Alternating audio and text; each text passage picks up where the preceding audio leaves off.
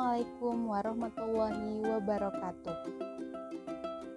Pada kesempatan kali ini, kita akan membahas materi mengenai beriman kepada qada dan qadar. Yang pertama, pengertian qada dan qadar. Qada secara bahasa artinya hukum, keputusan, ketetapan, kehendak. Sedangkan qadar secara bahasa artinya kepastian, ukuran, kekuasaan, perwujudan, dan kehendak.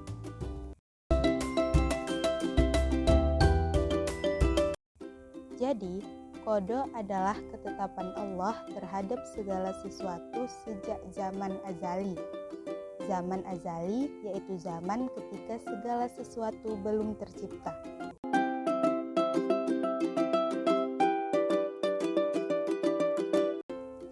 Dan qadar adalah perwujudan kehendak Allah Subhanahu wa Ta'ala terhadap semua makhluknya dalam ukuran dan bentuk-bentuk tertentu sesuai iradahnya.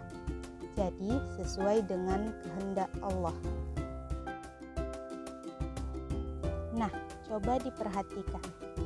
Di sini misalkan kita punya garis waktu.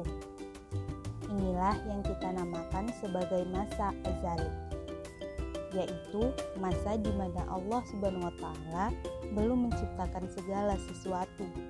Maka di sana hanya ada Allah saja. Maka pada saat masa azali ini, Allah menciptakan segala hal yang berkaitan dengan makhluknya.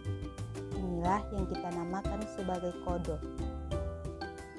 Tetapi dalam perjalanan waktunya, segala hal itu mulai tercipta.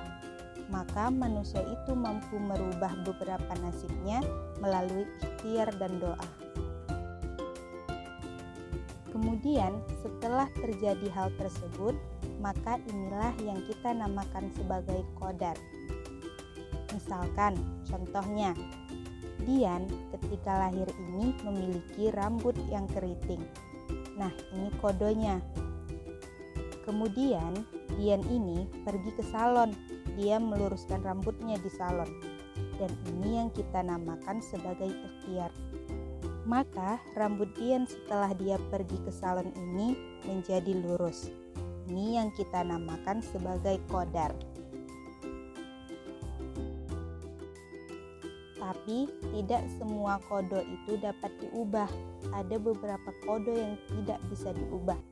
Karena itu takdir atau qadar dibagi menjadi dua. Yang pertama, takdir mu'allaq. Takdir mu'allaq adalah takdir yang masih dapat diubah oleh manusia. Misalnya, kesejahteraan, kecerdasan, dan lain-lain. Yang kedua, takdir mubram adalah takdir yang tidak dapat diubah oleh manusia. Misalnya, kelahiran.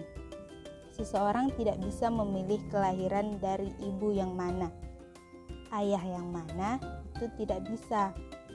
Kematian, seseorang tidak bisa memilih apakah meninggalnya dalam keadaan seperti apa. Nah, itu kita tidak bisa memilihnya. Dalam Quran surah Ar-Ra'd ayat 11 yang artinya, sesungguhnya Allah tidak akan mengubah keadaan suatu kaum sebelum mereka mengubah keadaan diri mereka sendiri. Jadi, memang manusia itu dituntut untuk mau berubah, untuk mau berusaha, karena memang ada beberapa ketentuan Allah yang masih bisa diubah.